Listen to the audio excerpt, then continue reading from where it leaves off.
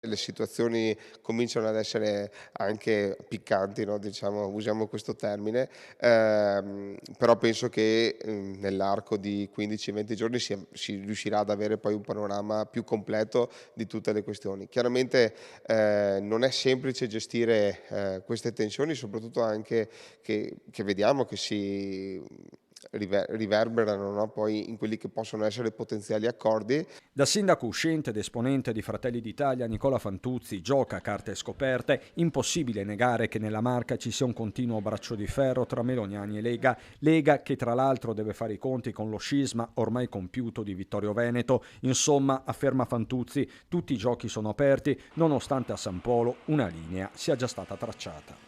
Anche se Lega e Forza Italia faranno altre scelte, sì, io mi ricandiderò con la mia lista come civica, il gruppo di persone sarà pressoché il medesimo di 5 anni fa, con qualche aggiunta, però noi andiamo avanti con il nostro percorso.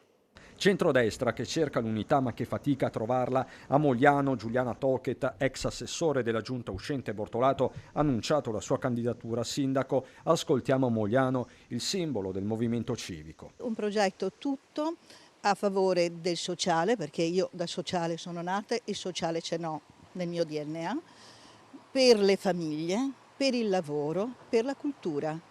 Idee chiare per Tocchet, che non usa giri di parole anche nel definire la posizione di Forza Italia, suo storico partito di appartenenza, cui si rivolge senza tanti convenevoli. Aggiungere il suo simbolo nella mia lista no, però se vorrà fare una lista Forza Italia e appoggiare questo candidato sindaco, sono disponibile ad ascoltarli. Però non sono intenzionata alle sedie, sono intenzionata a fare del bene per la mia città, quindi, ripeto, slegata dai partiti. Ma i messaggi di Tocchet sono molteplici, ce n'è uno anche per Bortolato.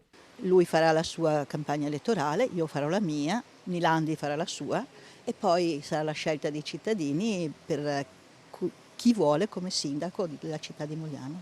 Nessuna rivalsa, lei ha detto. Assolutamente, nessuna rivalsa. Per me il passato è passato. Come dicono i napoletani, scurdammaci ho passato. Bortolato il passato dunque, mentre nel futuro, chissà, potrebbe esserci l'uomo del momento. Tony Darè è un amico e io reputo una cosa grande quella che ha fatto. Ha avuto coraggio, ha coraggio di sciogliersi anche lui dal partito che non era più il partito che lui pensava e quindi questa scelta gli fa onore e se volesse darmi una mano, grazie.